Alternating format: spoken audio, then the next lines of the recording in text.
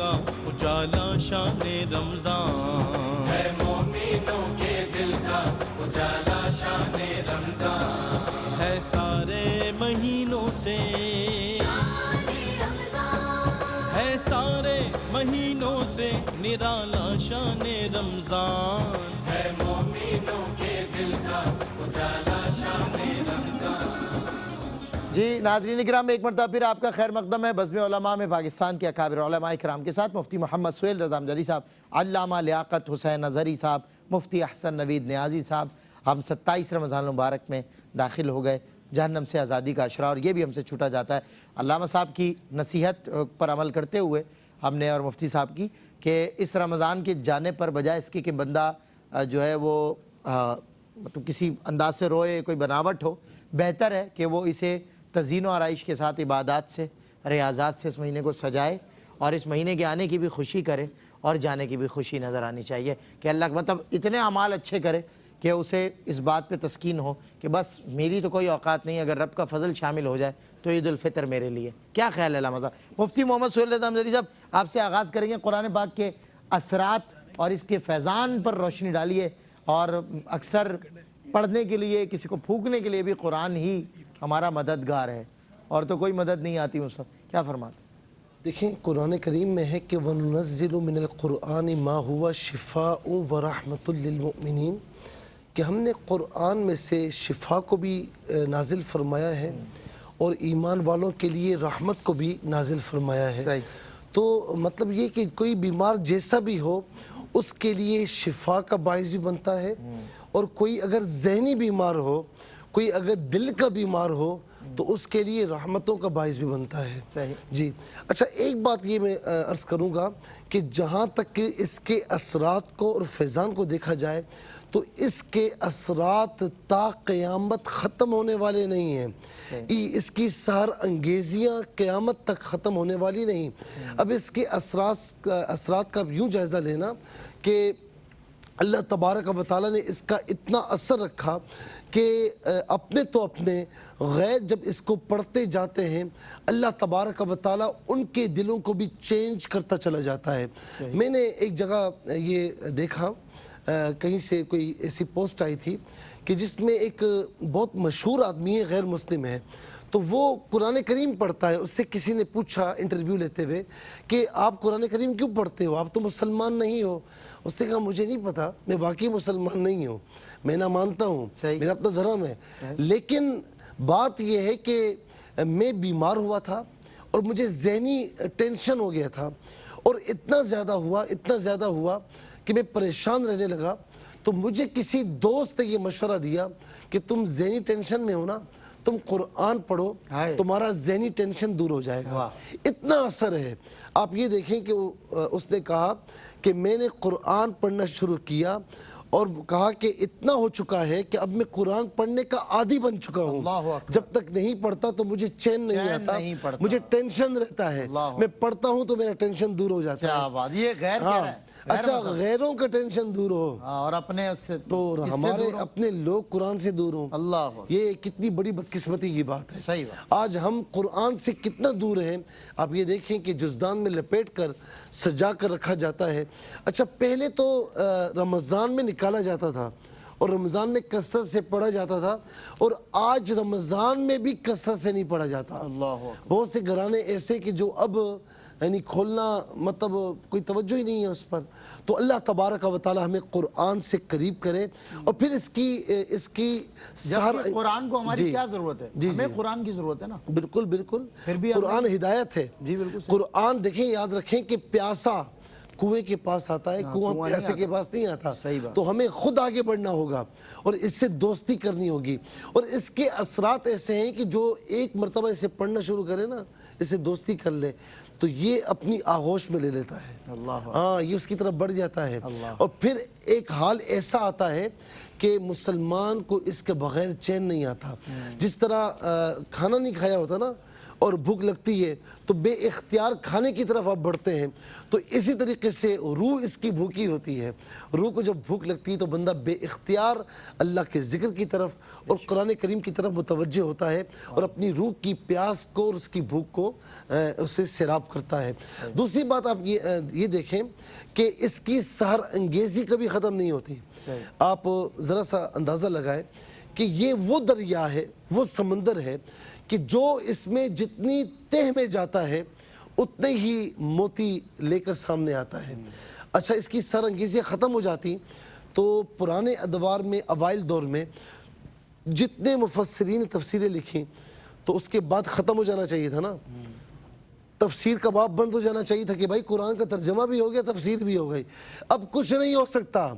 لیکن جب کوئی مفسر اس کی تفسیر کرنے کے لیے قلم اٹھاتا ہے اور اسے پڑھنا شروع کرتا ہے تو نت نئے نکات سامنے آتے ہیں اور وہ عوام کے سامنے پیش کرتا ہے.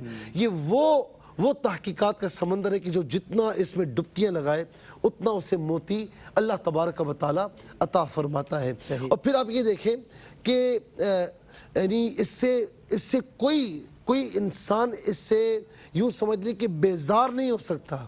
ہاں، بار بار پڑھتے ہیں. اب یہ دیکھیں کہ ہم قرآن حفاظ قرآن ہر سال سناتے ہیں نا. صحیح بات، سناتے ہیں، لیکن ہر سال ایکسائٹمنٹ بڑھ جاتا ہے. پھر آپ یہ دیکھیں کہ ہر سال اس کا ایکسائٹمنٹ کتنا بڑا ہوا ہوتا ہے. اچھا، پھر وہ دن میں کئی مرتبہ دہراتا ہے، ریپیٹ کرتا ہے نا. کبھی کسی نے آپ سے کہا کہ یار میں بہت مرتبہ دہرا لیا، پریشان ہو رہا ہوں، تنگ آ رہا ہوں، نہ سوال ہی پیدا نہیں ہوتا. اسی طریقے سے آپ صبح و شام جو نمازیں پڑھتے ہیں ہر رکعت میں سورہ فاتحہ پڑھتے ہیں. کبھی کسی کو دیکھا ہے کہ وہ کہہ رہا ہو کہ یار یہ سورہ فاتحہ ہر مرتبہ پڑھتا ہوں، میں تو بیزار آ گیا ہوں؟ نہیں، جب بھی سورہ فاتحہ پڑھیں گے، جب بھی قرآن کو پڑھیں گے، ایک نیا لطف آئے گا. باقی جو کہانی ہے اردو کی، انگلش کی، ایک مرتبہ آپ پڑھ لیں، جتنی بھی اثر انگیز کہانی ہو، جتنی بھی اثر انگیز کتاب ہو، ایک مرتبہ پڑھ لیں، دوبارہ آپ نہیں اٹھائیں گے. لیکن قرآن ایسا ہے کہ ہر مرتبہ پڑھیں، اللہ تبارک و تعالیٰ ایک نیا ذوق، ایک نیا لطف عطا فرماتا ہے. پھر آپ یہ دیکھیں کہ کتنے حفاظ ہیں. چھوٹے چھوٹے بچے اسے اپنے سینوں میں محفوظ کر لیتے ہیں. نہ صرف محفوظ کرتے ہیں بلکہ زبانوں سے پڑھتے بھی ہیں، تلاوت بھی کرتے ہیں. اور صرف زبانوں سے پڑھتے نہیں ہیں بلکہ جو عاقل و بالغ ہیں وہ اس کو اپلائی بھی کرتے ہیں، اس پر عمل بھی کرتے ہیں. تورات ہے، انجیل ہے، زبور ہے. اس دور میں بھی کوئی معاشرہ اس کے احکامات کے مطابق نہیں تھا، لیکن قرآن کی اثر انگیزی یہ ہے کہ اس سے ہم آہنگ معاشرہ آپ کو نظر آئے گا، اس کے احکامات کو اپلائی کرتا ہوا معاشرہ نظر آئے گا. وہ معاشرے جو اسے نہیں مانتے وہ بھی اس کے احکامات میں عرض کر رہا ہوں. حضور نبی کریم علیہ السلام کا دور مبارکہ دیکھیے، صحابہ کرام کا دور مبارکہ دیکھیے، کس طریقے سے قرآن کو اپلیمنٹیشن کیا جاتا تھا، اس کا اپلائی کیا جاتا تھا. آج آپ دیکھ لیں کہ ظاہری طور پر جو ترقی یافتہ اقوام ہیں ان کے اصول قوانین دیکھیں، ان کے آئین دیکھیں تو وہاں پر بھی آپ کو قرآن نظر آئے گا. وہ قرآن کا نام نہیں لیتے، قرآن نظر آئے گا. اس کا مطلب کیا ہوا کہ جو ظاہری طور پر بھی اس پر عمل کرے گا اگرچہ مسلمان نہیں، اللہ تعالیٰ ظاہری فوائد عطا فرمائے گا. اور مسلمان عمل کرنا شروع کر دے تو دنیاوی فوائد بھی ہیں، اخروی ثواب بھی ہے. کیا بات ہے، سب بات خوبصورت. علامہ لیاقت حسین نظری صاحب قرآن کے فوائد اور اثرات مفتی محمد سہیل رضا امجدی صاحب بیان کر رہے تھے، بہت خوبصورت. مجھے یہ بتائیے، فوائد اور اثرات اپنی جگہ، اس کو پڑھنے کے، عادت بنانے کے، قرآنی تعلیم کی طرف، قرآنی علوم کی طرف توجہ دلائیں نا کہ قرآنی تعلیم کا حاصل کرنا، اس کے لیے کیا احکامات؟ دیکھیں، سید سلمان گل صاحب میں گزارش کروں گا، قبلہ مفتی صاحب نے بہت خوبصورت جامع معنی، اور رات کو قرآن ختم کر کے آئے تو قرآن کی برکتیں اور بہاریں جو ہیں وہ ماشاءاللہ بہت خوبصورت انداز کے اندر. دیکھیں، اس کے اندر بہت اعتدال سے گفتگو کرنی پڑے گی. ہمارے ہاں ایک طبقہ جو ہے وہ یہ کہتا ہے کہ بھائی صرف جو ہے وہ تفسیر پڑھو، معنی پڑھو، ترجمہ پڑھو، یہ طوطے کی طرح پڑھنے کا اور ٹینٹے کرنے کا کیا فائدہ؟ نعوذ باللہ من ذالک. وہ قرآن کی تلاوت کا انکار کر رہے ہیں، اور قرآن کی تلاوت خود مستقلاً، قبلہ مفتیان کرام، مستقلاً ایک عبادت ہے اور منصب نبوت اور کار نبوت میں سے ایک ہے. ربنا وبعث فیہم رسولا منہم یتلو علیہم آیاتک ویعلمہم الکتاب والحکمہ. پہلے تلاوت ہے اور اس کے بعد تعلیم ہے. یہ دونوں بنیادی چیزیں، یعنی پہلے تلاوت پھر تعلیم. بالکل مسلم ترتیب یہی ہے، یہی فرمایا. کہ پہلے نبوت کا جو کام ہے اس کے اندر فرمایا یتلو علیہم آیاتی کا ویعلمہم الکتاب والحکمت ویزکیہم، فرمایا کہ وہ آپ پر جو ہے قرآن کی آیات کی تلاوت کرتے ہیں اور اس کے بعد اس کی تعلیم دیتے ہیں۔ تو جو طبقہ یہ کہتا ہے کہ نہیں پڑھنے سے کیا ہوتا ہے، وہ بالکل غلط ہے، اور آپ کے اس پروگرام کی وساطت سے میں یہ کہوں گا کہ وہ تلاوت قرآن کا انکار کر کے بہت بڑا گناہ کبیرہ کر رہے ہیں۔ قرآن کی تلاوت کا خود ایک مستقل ہم پروگرام کر چکے ہیں کہ ہر آیت پر اجر ملتا ہے، ثواب ملتا ہے، اس کا انکار نہیں کیا جا سکتا۔ صحیح۔ اور اسی طرح جو ہے اگلا جو آپ نے سوال کیا ہے وہ ہے تعلیمات کا۔ دیکھیں تعلیمات کے حوالے سے یہ ہے کہ قرآن اللہ تبارک و تعالیٰ نے ہمیں ایک کتاب عطا فرمائی سمجھنے کے لیے، ایک اللہ تبارک و تعالیٰ کا پیغام ہے۔ اب آپ کے کسی دوست کا خط آئے، آپ اس کو چومیں، خوشبو لگائیں خوبصورت کا کپڑے کے اندر اور رکھ دو اس کو، بھائی کھولو تو صحیح پڑھو، بولے نہیں یہ بہت پیارے میرے دوست کا خط ہے، ابے بھائی کھول تو صحیح، پڑھ تو صحیح، کیا لکھا ہے تیرے دوست، بولے نہیں کھولوں گا نہیں، پڑھوں گا نہیں۔ اس لیے ہم نے بھی قرآن کا یہ کر دیا ہے، تو قرآن کو جہاں تلاوت کرنی ہے وہیں قرآن کی تعلیمات ہماری زندگی کے لیے، زندگی کے تمام شعبہ جات کے لیے۔ اور قرآن کا جو موضوع ہے، قرآن کا موضوع انسان ہے۔ رب تبارک و تعالیٰ نے انسانوں کی ہدایت کے لیے قرآن کو نازل کیا۔ الحمدللہ الذی انزل علی عبدہ الکتاب وَلَمْ يَجْعَلْ لَهُ عِوَجًا قَيِّمًا، فرمایا یہ کتاب اپنے بندہ خاص پر نازل فرمائی، فرمایا اس کے اندر کوئی کجی نہیں ہے، ذَلِكَ الْكِتَابُ لَا رَيْبَ فِيهِ، سبحان اللہ، کتاب ذیشان ہے، کوئی کجی نہیں، کمی نہیں اس کے اندر، بلکہ یہ کتاب قیم ہے، یہ سیدھی کتاب ہے۔ ان ھذا القرآن یہدی للتی ہی اقوم، بالکل، اور جو اس کو تھام کے رکھے گا فرمایا وہ بھی قیم ہو جائے گا۔ ان اللہ یرفع بھذا الکتاب اقواما ویضع بہ آخرین، فرمایا جو قرآن سے منسلک ہو گیا، فرمایا کہ رب تبارک و تعالیٰ اس کو بلندی عطا فرماتا ہے۔ تو فرمایا کہ قرآن رب تبارک و تعالیٰ نے تمہیں اس لیے عطا کیا کہ ہماری زندگی کے تمام شعبہ جات، زندگی کے ہر چیز، عبادات، معاملات، تجارت، ہر چیز، یہاں تک کہ فرمایا کسی سے لین دین کرو، آیت مدائنہ فرمایا اس کے اندر جو ہے نا فَاكْتُبُوا، تم لکھ لو، چھوٹی چھوٹی چیزوں کو بھی فرمایا، وضو کا طریقہ، وضو کے فرائض ذکر کیے، غسل کا ذکر کیا، حج کے حوالے سے عبادات، معاملات، قسم کا کفارہ، سب چیزیں ذکر فرمائیں۔ کس لیے؟ اس لیے کہ ہم اپنی ساری زندگی قرآن کے احکامات کے مطابق گزاریں۔ افلا یتدبرون القرآن ام علی قلوب اقفالها، وہ قرآن میں تدبر نہیں کرتے، غور و فکر نہیں کرتے، کیا ان کے دلوں پر تالے لگ چکے ہیں؟ قرآن کی فہم حاصل نہیں کرتے، قرآن کو سمجھتے نہیں۔ ہمارے مفسرین کرام نے احکام القرآن کے نام سے مستقل کتابیں لکھی ہیں، جن کے اندر وہ ساری آیات بینات نکالی ہیں کہ جس کے اندر خاص طور پر احکام کو ذکر کیا گیا ہے جو ہماری عملی زندگی کے اندر، پریکٹیکل لائف کے اندر۔ تو قرآن تو سارے کا سارا جو ہے وہ عمل کے لیے ہے، عمل تبھی کریں گے کہ آپ قرآن کی فہم حاصل کریں گے۔ دیکھیں ہر شخص یہ نہیں کر سکتا ہے کہ وہ زندگی کے معاملات کو، کام کاج کو چھوڑ کے ہر شخص علامہ فاہمہ بن جائے۔ فرمایا کوئی گروہ فلولا نفر من کل فرقۃ منہم طائفۃ لیتفقہوا فی الدین، ایک جماعت بن جائے وہ قرآن کے مفسر، قرآن کو باقاعدہ طور پر، لیکن ہر شخص کی اتنی ذمہ داری تو ہے۔ اب جیسے آپ نے سورہ فاتحہ کا ذکر کیا، سورہ فاتحہ ہر بندہ نماز کے اندر پڑھتا ہے، ہر نماز کے اندر، لا صلاۃ الا بفاتحۃ الکتاب، ہمارے ہاں احناف کے نزدیک واجب ہے، لیکن کتنے مسلمان ہیں جن کو سورہ فاتحہ کا معنی بھی نہیں آتا؟ اللہ، ہر بندہ جو ہے سورہ اخلاص پڑھتا ہے، قل هو اللہ احد، کتنے ہزاروں نہیں لاکھوں کروڑوں مسلمان ہیں جن کو قل هو اللہ کا ترجمہ نہیں آتا، اور کچھ تو ایسے ہمارے اسمبلی کے ممبر ہیں جن کو قل واللہ ہی پڑھنا نہیں آتی ہے جی۔ تو جب مسلمانوں کا قرآن کے ساتھ یہ تعلق ہوگا، مسلمانوں کا یہ تعلق ہوگا قرآن کے ساتھ، تو قرآن ہمیں کیا فیضان دے گا، قرآن ہمیں کیا برکت دے گا۔ جب ہمیں قرآن سے ہم اتنا دور ہیں تو قرآن لکھی ہوئی تھی جی بتائیے، ہاں وہ کہتے ہیں غلط لکھی ہوئی تھی، تو مسلمانوں کے گھر پیدا ہوا، اللہ تعالیٰ معفو، کے باوجود صحیح نہیں کر پائے، باقاعدہ طور پر لوگ کہتے رہے۔ تو قرآن مجید فرقان حمید کی تلاوت بھی کریں صحیح طور پر، زین القرآن بلحون العرب، اس پہ ہم گفتگو کر چکے ہیں، اور قرآن کی تعلیم، قرآن کی فہم، قرآن کی تفسیر، اور تفسیر کے حوالے سے میں کہوں گا کہ دیکھیں آج کے زمانے کے اندر ایک تو سب کے تراجم ہیں، صحیح، ہم کسی کرٹیسائز نہیں کرتے، لیکن بہت خوبصورت ترجمہ جس کے اندر محبت، ادب، احترام، وہ اعلیٰ حضرت کا کنز الایمان شریف ہے۔ اور تفسیر کے اندر پیر کرم شاہ صاحب نے مختصر تفسیر جو ہے وہ ضیاء القرآن دی ہے، علامہ غلام رسول سیدی صاحب نے تبیان القرآن لکھی ہے، اور مفتی احمد یار خان نعیمی رحمۃ اللہ تعالی تفسیر نعیمی لکھی ہے۔ آپ ایک ایک صفحہ پڑھیں، لیکن کچھ نہ کچھ قرآن کو پڑھتا رہے۔ ایک میں جملہ کہوں گا، مفتیان کرام نے بڑی گفتگو فرمائی تبیان لکل شیء پر،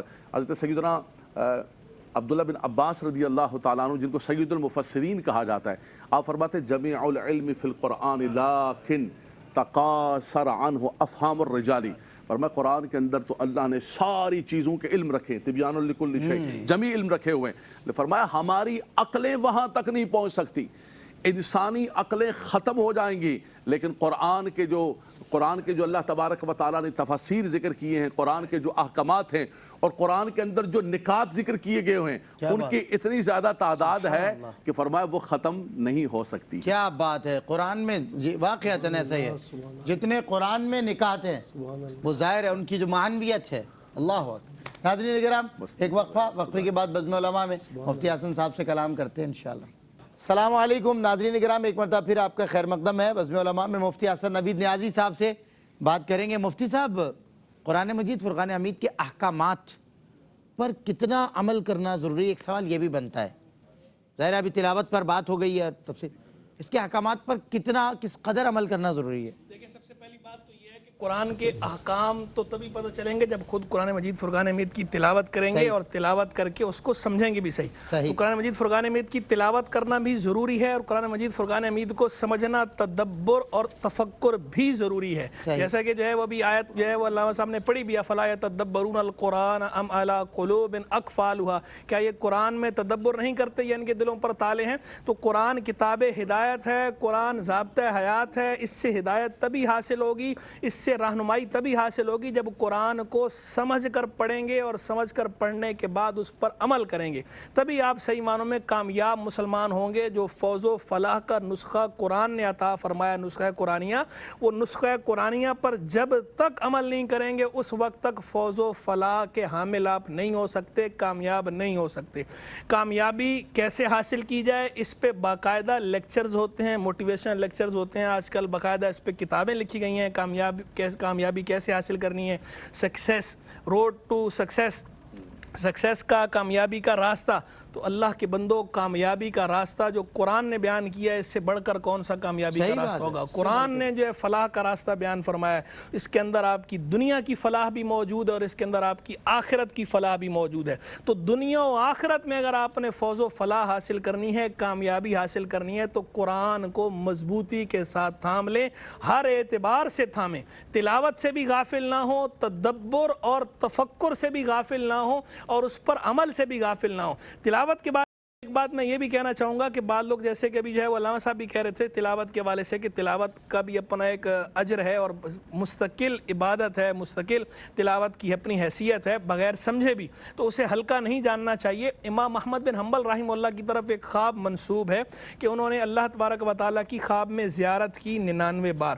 دیکھیں اس دنیا میں سر کی آنکھوں سے بیداری سے جو اللہ کا دیدار ہے وہ کسی کو بھی نصیب نہیں ہوا سوا ہمارے نبی کریم علیہ الصلوۃ والتسلیم کی۔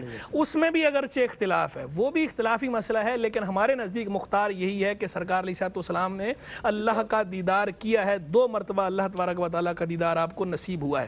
تو اس دنیا کے اندر سرکار علیہ الصلوۃ والسلام کے سوا کسی اور کو حاصل نہیں ہوا، ناممکن نہیں ہے، محال عقلی یا محال شرعی نہیں ہے۔ اس پر کتب کلامیہ میں باقاعدہ دلائل قائم کیے گئے ہیں کہ ممکن ہے لیکن وقوع نہیں ہے، اس کا وقوع صرف اور صرف سرکار علیہ الصلوۃ والسلام کے لیے۔ اور آخرت کے اندر جو ہے سارے مسلمانوں کو اللہ کا دیدار نصیب ہوگا۔ وجوہ یومئذ ناظرہ الی ربہا ناظرہ، اس دن کچھ چہرے تر و تازہ ہوں گے، چمکتے ہوں گے، اپنے رب کو دیکھتے ہوں گے۔ تو اللہ کا دیدار برود قیامت وقت ہوگا نا مسلمانوں کو ہوگا، جنت میں مسلمانوں کو ہوگا۔ اللہ ہمیں اپنے وجہ کریم کی رویت سے محجوب نہ کرے، اللہ ہمیں اپنے مقبولوں میں شامل کرے، مرحوموں میں شامل کرے، محروموں میں شامل نہ کرے۔ اللہ اپنے مقبولوں کا صدقہ ہم پہ رحم فرمائے، اس کے وجہ کریم کی رویت کی کیا بات ہے، سبحان اللہ، اس سے بڑھ کر کیا نعمت ہوگی، اور اس نعمت کا تو اندازہ تبھی ہوگا جب وہ حاصل ہوگی۔ اللہ ہم سب مسلمانوں کو نصیب کرے۔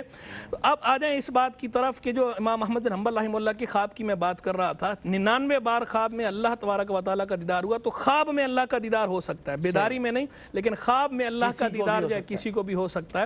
تو خواب میں آپ کو 99 بار رویا تو امام اعظم کے بارے میں مشہور ہے 100 مرتبہ آپ کو اللہ کا دیدار ہوا۔ تو امام ویسے ایک سوال پوچھوں عام سادہ سا، کیا نشانی ہے جس طرح فرمایا نا کہ حضور کے روپ میں شیطان نہیں آ سکتا. دیکھیں اللہ اس کے اندر جو ہے وہ دل کے اندر جم جانا، یہ بات کنفرم انداز میں کہ یہ اللہ تبارک و تعالیٰ ہی کا دیدار ہے، تو اللہ کا ہی دیدار ہوتا ہے. لیکن سرکار علیہ السلام کے جہاں تک دیدار کی بات ہے، سرکار کی صورت میں شیطان نہیں آ سکتا، یہ حدیث سے ثابت ہے. لیکن اللہ تبارک و تعالیٰ خواب میں اپنے آپ کو الہ ظاہر کرنا یہ ممکن ہے. شیطان اللہ تو ویسی صورت سے پاک ہے، شیطان وہ تمثیل نہیں کر سکتا، لیکن شیطان بہکا سکتا ہے، کیونکہ خواب کے اندر میں آپ سے اصل میں سننا چاہ رہا ہوں، شیطان بیداری میں بہکا سکتا ہے تو خواب میں بھی بہکا سکتا ہے، تو ایرر فری نہیں ہے، ایرر فری نہیں ہے. لیکن بہرحال جو اکابر کے خواب ہیں وہ چونکہ وہ کتاب و سنت کے میزان پر ہر چیز کو تولنے والے تھے، ان کی زندگیاں اس میں ڈھلی ہوئی تھیں، اس لیے ان کے خواب تو ویسے ہی سچے ہوتے تھے. اور ویسے بھی یہ بزرگوں نے بیان کیا یہ نا کہ سچے آدمی کے خواب جو ہے وہ زیادہ سچے ہوتے ہیں اور جھوٹے آدمی کے زیادہ خواب جو ہے جھوٹے ہوتے ہیں. جھوٹے خوابوں کا بالکل ایسا ہی. تو وہاں صدق کی بات ہے. تو امام احمد بن حنبل رحمہ اللہ جو ہیں انہوں نے 99 بار دیدار ہوا تو انہوں نے کہا اب کی بار اگر اللہ نے مجھے 100ویں مرتبہ اپنا دیدار عطا فرمایا تو میں اللہ سے ضرور یہ بات پوچھوں گا کہ وہ کون سی چیز ہے جس کے ذریعے سب سے بڑھ کر تیرا قرب حاصل کرنے والے قرب حاصل کرتے ہیں. تو اللہ تبارک و تعالیٰ نے فضل فرمایا، 100ویں مرتبہ بھی اللہ کا دیدار ہوا، سینچری پوری ہوئی. جب دیدار ہوا انہوں نے اللہ کی بارگاہ میں عرض کیا یا اللہ وہ کون سی چیز ہے جس کے ذریعے تیرا قرب حاصل کرنے والے سب سے بڑھ کر تیرا قرب حاصل کرتے ہیں. تو اللہ تبارک و تعالیٰ نے جواب میں ارشاد فرمایا بکلامی، میرے کلام کے ذریعے. تو آپ نے آگے سے پوچھا دوبارہ بفہم او بغیر فہم، یا اللہ سمجھ کر یا بغیر سمجھے؟ تو جواب میں ارشاد فرمایا بفہم او بغیر فہم، سمجھ کر ہو یا بغیر سمجھے ہو. یعنی قرآن کی تلاوت جو ہے وہ فائدے سے، خیر سے، نفع سے خالی نہیں ہے. سمجھ کر ہو تو نور علی نور ہے، لیکن بغیر سمجھے ہو تو بھی نور تو ہے ہی. سونا ہے، سمجھ کر ہو تو سونے پہ سہاگا ہے، نہیں تو سونا تو کم از کم ہے ہی ہے. تو قرآن کی تلاوت کو تو کسی بھی انداز سے اور کبھی ہلکا نہیں جاننا چاہیے. قرآن مجید فرقان حمید کی کیا بات، کیا کہنے، اور قرآن کے نکات تو ختم ہونے والے ہیں ہی نہیں. کیا بات ہے، قرآن کے نکات اور قرآن کے نکات ختم ہونے والے نہیں ہیں، اور ہمارے کالرز بھی ختم ہونے والے نہیں ہیں، وہ ماشاءاللہ آج بھی موجود ہیں. جی پہلی کال. السلام علیکم. جی اسماعیل بھائی یہ کالز کا سلسلہ ذرا تھوڑا ٹائمنگ چینج ذرا ٹھیک ہو جائے تو. السلام علیکم. جی وعلیکم السلام. جی کیا سوال ہے آپ کا؟ ہیلو میں بشرا جبین پنڈی گھیر سے. سوال کیا ہے جی آپ کا؟ میرا سوال ہے کہ بشرا جبین نماز میں مختلف صورتیں پڑھتی ہوں، سورہ وضحا سے شروع کر کے سورہ ناس تک مختلف صورتیں پڑھتی ہوں. تو جو لمبی زیادہ صورتیں وہ یاد نہیں ہوتی ہیں، جو یاد ہے وہ ساری ہر رکعت میں مختلف صورتیں پڑھتی ہوں. کیا یہ طریقہ صحیح ہے نماز میں تراویح میں؟ اور دوسرا بات یہ کہ بین الاقوامی انٹرنیٹ کی اصلی بشرا جبین کو انٹرنیٹ کی اطلاع نہیں کی ہے. اچھا وہ چھوڑیے، مجھے یہ بتائیے کہ آپ نماز میں پڑھتی ہیں تراویح میں پڑھتی ہیں ترتیب؟ ربانیت میں کیا جرگمالی کا رکھا ہے. اچھا ان کو آواز جا ہی نہیں رہی ہے، ان کو آواز ہی نہیں جا رہی. چلیں دوسرے کالر دے دیں. جی السلام علیکم. السلام علیکم سلمان بھائی. جی وعلیکم السلام. میری بہن کیا سوال ہے آپ کا؟ تمام علماء کرام کی خدمت میں اسلام عرض کرتے ہیں. میرے 3 سوالات ہیں. ٹھیک ہے پوچھئے. پہلا میرا سوال ہے عمرے کے متعلق. جیسے ہم یہاں سے عمرہ کرنے جاتے ہیں پاکستان سے تو ہم پہلا عمرہ ادا کر لیتے ہیں. صحیح. پھر ہم اگر نیت کرتے ہیں کہ دوبارہ عمرہ کرنا ہے تو مسجد عائشہ جانا لازمی ہے. بالکل صحیح. ٹھیک ہے. تو میں نے مفتی صاحب سے یہ پوچھنا ہے کہ غسل وغیرہ مسجد عائشہ میں جا کے لازمی کرنا ہے یا ہوٹل سے کر کے جائیں وہاں پہ نفل ادا کر لیں؟ ٹھیک ہے. پہلا سوال میرا یہ ہے. بالکل صحیح. دوسرا سوال میرا یہ ہے کہ جیسے ہم جب میدان عرفات میں گئے ہیں تو وہاں پہ جا کے ہم نوافل ادا کر کے عمرہ کر سکتے ہیں؟ صحیح انشاءاللہ. ٹھیک ہے. تیسرا میرا سوال یہ ہے نوافل ادا کر کے عمرہ. جی ہاں جی. تیسرا حج کے دنوں میں، حج کے دنوں میں کہہ رہی ہیں؟ نہیں سر ویسے ہم عمرہ ویسے ہی اگر عمرہ. صحیح ہے. جی. اور دوسرا سوال میرا یہ ہے کہ جیسے ہم کہتے ہیں طواف کعبہ کر رہے ہیں تو 7 چکر مکمل کرنے کے بعد کہہ رہے ہیں کہ عمرہ خانہ کعبہ کو آپ چوم سکتے ہیں کیونکہ ان کو خوشبو وغیرہ لگی ہوتی ہے تو آرام میں نہیں چومنا چاہیے. اگر چوم لیا جائے تو اس میں کیا مسئلہ بتا دیں. اور تیسرا سوال میرا ایک ہے قرآن پاک اگر گر جائے تو اس کا کیا ہدیہ وغیرہ ادا کیا جاتا ہے؟ ٹھیک ہے. قرآن پاک اگر گر جائے. ٹھیک ہے. ایک اور کالر ہمارے ساتھ ہیں. السلام علیکم. हेलो अस्सलाम वालेकुम। वालेकुम अस्सलाम। मैंने ये पूछना था कि हम हर फर्ज नमाज के साथ कज़ा नमाज पढ़ सकते हैं? हर नमाज के साथ कज़ा नमाज की अदायगी। जी अस्सलाम वालेकुम। अस्सलाम वालेकुम। जी वालेकुम अस्सलाम जनाब, कैसे हैं, खैरियत से? अल्लाह का करम। सवाल? जी तमाम लोगों को मेरा अस्सलाम वालेकुम और सबके लिए नेक तमन्नाएं और दुआएं। अल्लाह पाक आप लोगों को हिम्मत दे और अच्छे कामों की। और मैंने ये पूछना था कि मियाँ बीवी दोनों मिल के 15-15 करके कुरान पाक खत्म कर सकते हैं? अच्छा, और दूसरा मैंने ये पूछना था कि अगर नमाज में पाँव उठा लिए जाएं दोनों तो क्या नमाज छूट जाती है? नमाज में पाँव उठा लिए जाएं दोनों? जी। क़याम में कैसे मुमकिन है भाई? कैसे उठाएंगे दोनों पाँव? सजदे में जाते हुए अगर अच्छा सजदे में, सजदे में भाई जरा मेंशन करें ना, मैं सोच रहा हूँ क़याम में मतलब परवाज वाला सिलसिला। चले एक और कॉलर है। अस्सलाम वालेकुम। अस्सलाम वालेकुम वरहमतुल्लाह। वालेकुम अस्सलाम वरहमतुल्लाह। जी क्या सवाल? में मेरा सलाम और आपको खत्म कुरान पाक बहुत मुबारक हो। मुबारक जी आपको भी। मेरे कुछ सवाल है। पहले ये सवाल है कि अगर किसी शख्स का इत्तिकाफ टूट जाता है तो क्या उसको इत्तिकाफ की कज़ा करनी होगी, और अगर करनी होगी तो कितने दिन की करनी होगी? तो दूसरा मेरा सवाल ये शब कदर की अलामात क्या है? अच्छा, और ठीक है। तीसरा मेरा सवाल ये है कि वितर की जमात जो है बाहमी जमात किस दौर में शुरू हुई, जैसे कि तरावी हज़रत फारूक आज़म के दौर में शुरू हुई? सही। और मेरा चौथा सवाल ये है कि अगर शख्स कोई नबीना शख्स है तो वो बाजमात नमाज हो रही थी, अगले सफ में कुछ लोगों की जगह बाकी थी तो उसे पता नहीं चला, वो पिछले सफ में अगर खड़ा हो गया तो उसकी नमाज का तो कोई फर्क नहीं पड़ता। सही। और ये सवाल करना था, अगर कोई नींद की हालत में कोई शख्स इंतकाल हो आपने जाता है पिछला तो उसको कलमा पिछला कैसे पढ़ाएंगे? पिछला सवाल दोबारा वितर के बाद वाला। वो नबी वितर के बाद वाला ये कि नबीना शख्स है, अगर कोई जैसे कि बाजमात नमाज हो रही थी, अगले सफ में ना कुछ लोगों की जगह बाकी थी अगले सफ में, सही, तो वो उसको पता नहीं चला, वो पिछली सफ के अंदर नाबीना खड़ा हो पीछे गया, आके अगले खड़ा हो सफ में गया। खड़ा सही है, चलें ठीक है बताते हैं। और आखिरी सवाल क्या था? नींद में कलमा क्या कह रहे थे? कहाँ कोई शख्स फौत हो जाता है तो उसको कलमा कैसे पढ़ाया जाए? और मेरा ये सवाल है कि नमाज जनाजा में अगर कोई शख्स दुरूद शरीफ पढ़ता है, दुरूद शरीफ कमा सल्लल्लाहु अलैहि वसल्लम की बजाय दुरूद इब्राहिमी शुरू कर देता, तो वो क्या वही कंटिन्यू करेगा या नमाज जनाजा वाला नमाज दुरूद शरीफ जनाजा पढ़ना होगा? सही, बिल्कुल ठीक है। एक और कॉलर हमारे साथ हैं। अस्सलाम वालेकुम।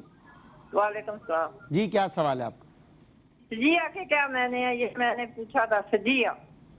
जी दोबारा पूछिए। फिदिया क्या नाम रखा हुआ है? फिदिया के क्या मैंने नाम जो रखा हुआ है फिदिया, इसके मायने क्या है बताएंगे इंशाल्लाह। एक और कॉलर हमारे साथ हैं।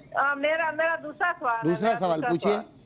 मेरे खावंद 1 साल से फौत हो गए हैं, उनके पास 7 लाख रुपए थे। अच्छा। ज़कात नहीं दी, अब मैं उनकी ज़कात क्या दे सकती हूँ? सही, 7 लाख थे ना, 7 lakhs।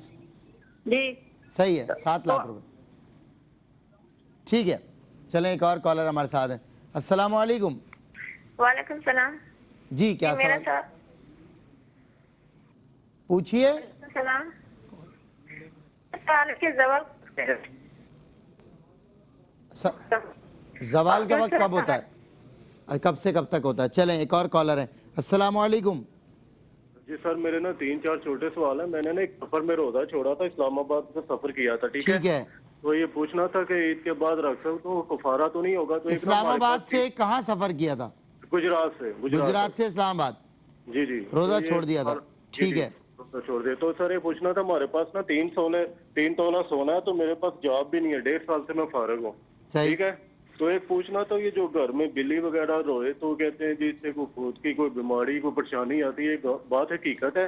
ये भी एक सवाल है, ठीक है। क्या मतलब? ठीक है, एक सवाल घर में बिल्ली रोए या इससे कोई परेशानी आती है या इस तरह की कोई बात? अच्छा। और जी जी। तो एक ये है कि जो नफल वगैरह पढ़ते हैं हम, ये शब लैलतुल कदर वगैरह की रात में अगर 7 दफा 2 नफल में पढ़ते हैं सूरत, तो हर दफा बिस्मिल्लाहिर्रहमानिर्रहीम पढ़ना जरूरी होती है? ठीक है, पहली दफा पढ़ लेंगे। बिल्कुल बताएंगे इंशाल्लाह आपको। के साथ पैसा भी है 3 तोले सोने के 3 तोले सोने के साथ पैसा है? चलेगा। वो तो कह रहे थे सिर्फ, मेरा ख्याल यही समझ आई थी। दोनों सूरतें बता दें। 3 तोले सोना है और 1.5 साल से जॉबलेस हैं। शब कदर के नवाफिल क्या पूछा? कह रहे हैं उस नवाफिल में जब सूरतें पलटते हैं तो हर सूरत से पहले बिस्मिल्लाह। चलें। अस्सलाम वालेकुम। वालेकुम अस्सलाम। जी क्या सवाल? भाई मेरा ये सवाल है कि क्या नापाक चीज देखने से वजू टूट जाता है? नापाक चीज देखने से? नापाक चीज देखने से वजू टूट जाता है? नापाक चीज देखने से? अच्छा चलें बताते हैं। और जी ये क्वेश्चन है कि क्या धोती में ब्लैक सूट पहनना जायज है? क्या कह रहे हैं?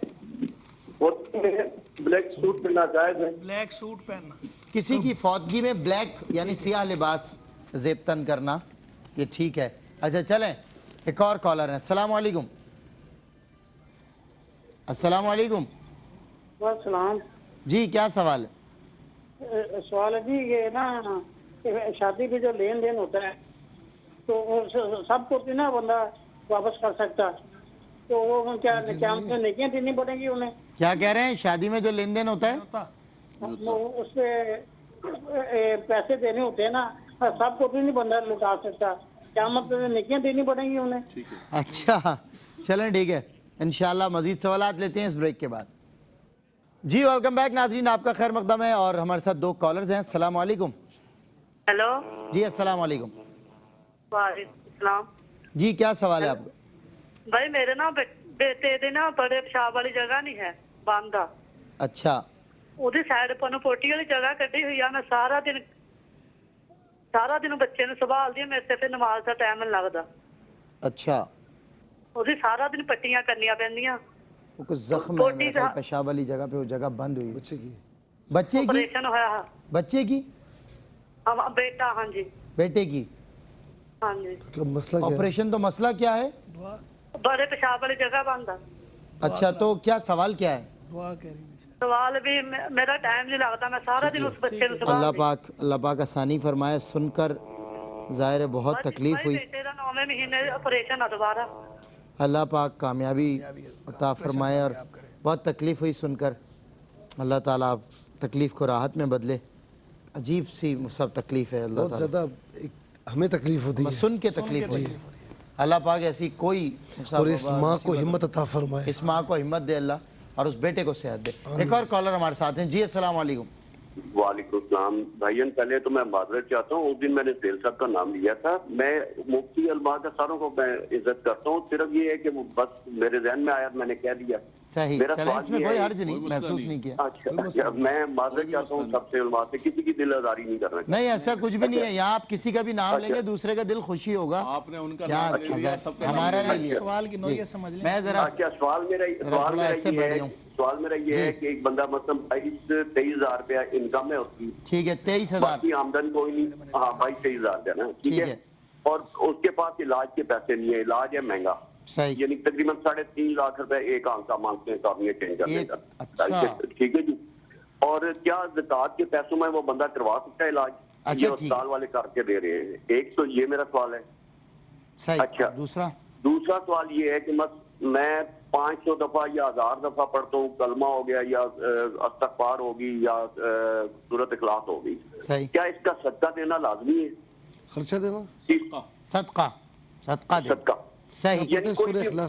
سورہ اخلاص 500 دفعہ ڈیلی, تقریباً 1000 دفعہ کلمہ, اور اس کے بعد استغفار 500 دفعہ, یعنی جتنی ہمت ہو جائے میری. صحیح. اس کا کیا صدقہ دینا ہوتا ہے یا ویسے بندہ کھلا پڑتا رہے تو کوئی مسئلہ نہیں ہے؟ کوئی کسی وظائف کے حوالے سے نہیں, صرف اللہ کی رضا کے. ٹھیک ہے انشاءاللہ بالکل شامل کریں گے. ایک اور کالر ہمارے ساتھ ہیں. السلام علیکم. جی وعلیکم السلام ورحمۃ اللہ. جی سر یہ میرے 2 سوال ہیں. جی پوچھئے. ایک سوال یہ کہ حضور صلی اللہ علیہ وسلم میں حضرت علی رضی اللہ تعالیٰ عنہ کو چادر میں لپیٹ کے کہا. اچھا چلیں لائن ڈراپ ہو گیا غالباً. جی السلام علیکم. السلام علیکم. لائن ڈراپ ہو گئی. السلام علیکم. جی السلام علیکم, کیا سوال ہے آپ؟ وعلیکم السلام. بھائی آپ سے ایک ہلو بھائی پوچھیں نا, سوال پوچھیں. بھائی سوال یہ ہے کہ اب عشاء کی اگر نماز قضا ہو جاتی ہے, جی میں کہہ رہا ہوں عشاء کی نماز تو اس کی قضائی دینی ہو تو اس میں وتر بھی پڑھ سکتے ہیں. ٹھیک ہے لائن ڈراپ. بس یہ بڑے لمبے کالر ہوتے ہیں, پہلے ٹی وی پر دیکھتے ہیں پھر خود سنتے ہیں, پھر ٹی وی پر سنتے ہیں.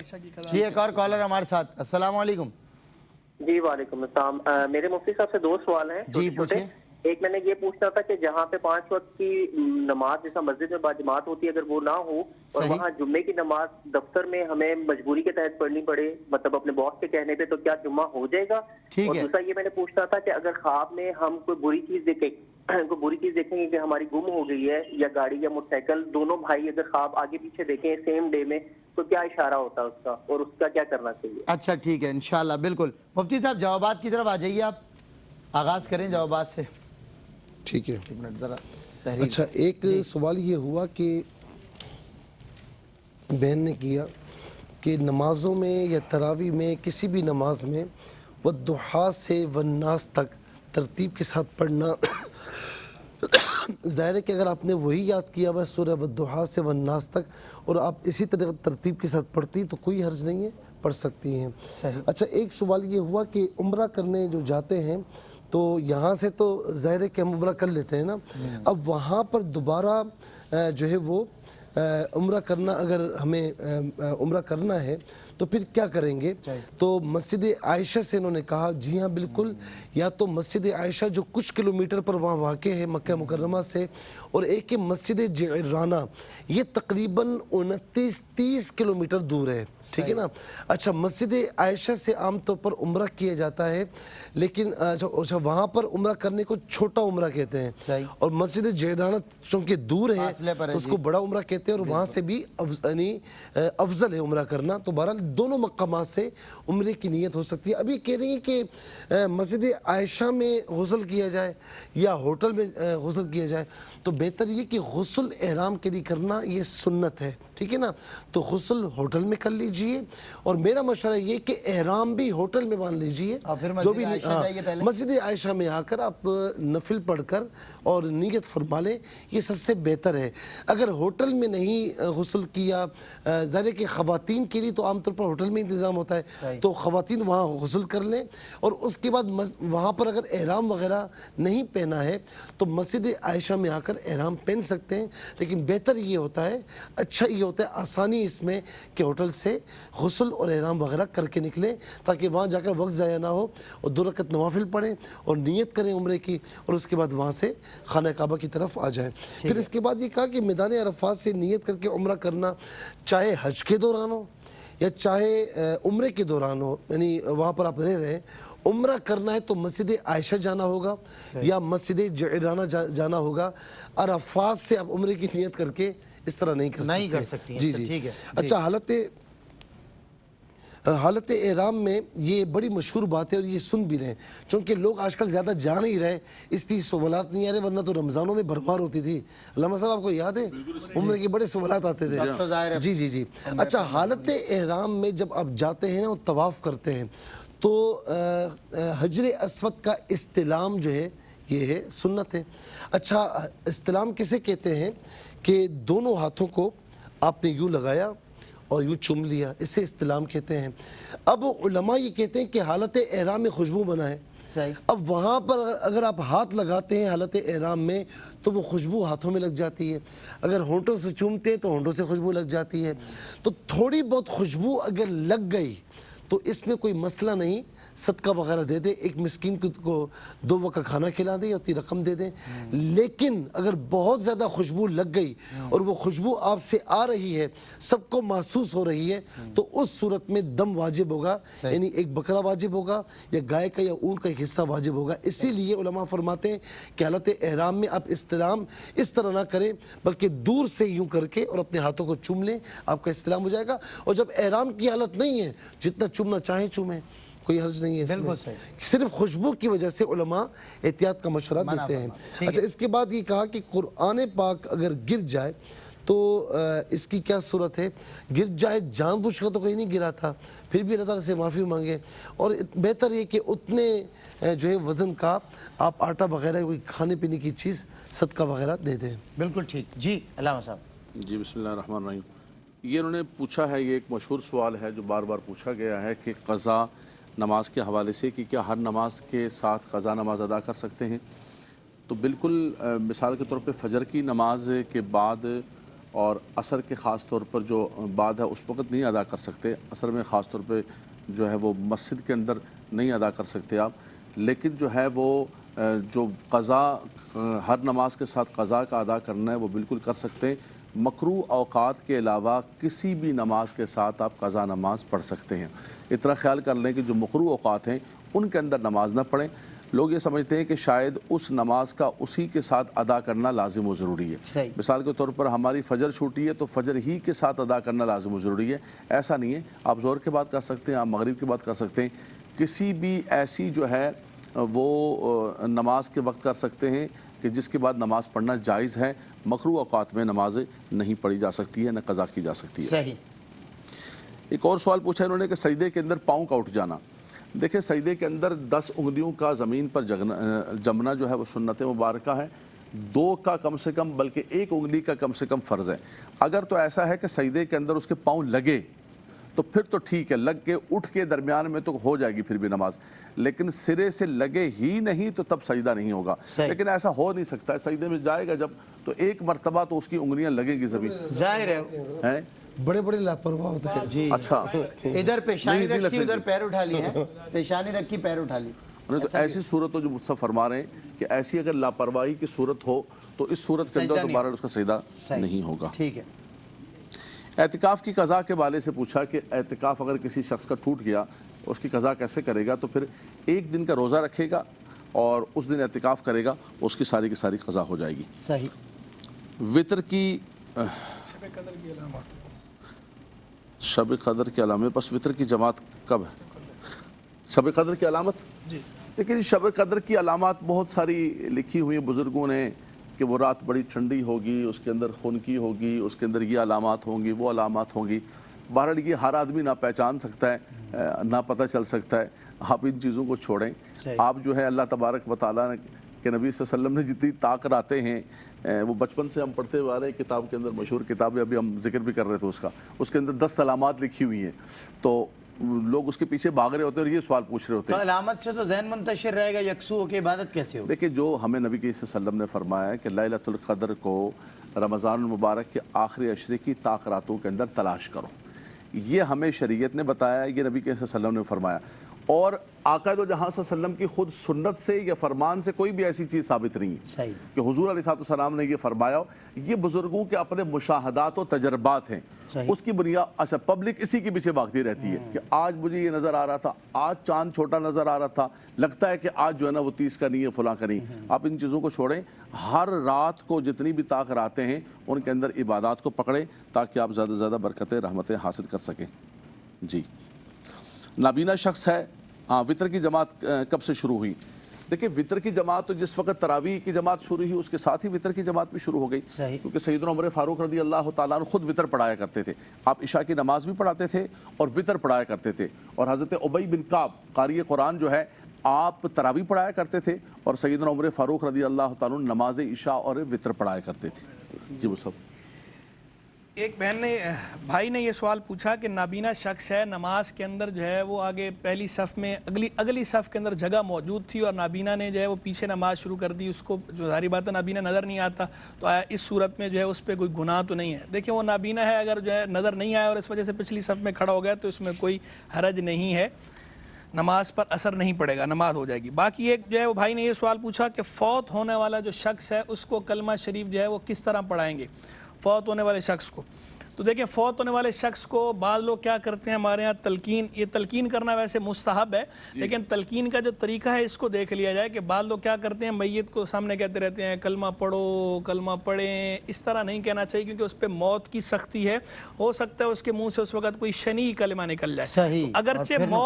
اگرچہ موت کی سختی میں نکلے ہوئے کلمہ کفر کا اعتبار نہیں ہے, فقہا کا فیصلہ ہے, یہ اس پہ باقاعدہ فتویٰ ہے کہ نزا کے وقت اگر کوئی کفریہ کلمہ منہ سے نکل گیا تو اس پہ حکام کفر جاری نہیں کریں گے, وہ موت کی سختی کی وجہ سے نکلا ہے. لیکن چونکہ جو لوگ ہیں وہ ان حکام کی باریکیوں کو نہیں سمجھتے, اس کے منہ سے اگر کوئی اس طرح کلمہ نکل گیا تو لوگ بعد میں اسے برا بھلا کہیں گے, باتیں بنائیں گے. تو اس لیے بہتر طریقہ یہ ہے کہ اسے یوں نہ کہا جائے کہ کلمہ پڑھو, بلکہ اس کے سامنے باواز بلند پڑھنا شروع کر دیا جائے تاکہ سن کر اسے بھی یاد آ جائے. تو باواز بلند لا الہ الا اللہ محمد رسول اللہ کا ورد کریں. بالکل. جوابات لیتا ہوں میں آپ سے, ایک چھوٹا سا وقفہ, وقفے کے بعد حاضر ہوں. ہے مومنوں کے دل کا اجالا شان رمضان, ہے مومنوں کے دل کا اجالا شان رمضان, ہے سارے مہینوں سے ہے سارے مہینوں سے نرالا شان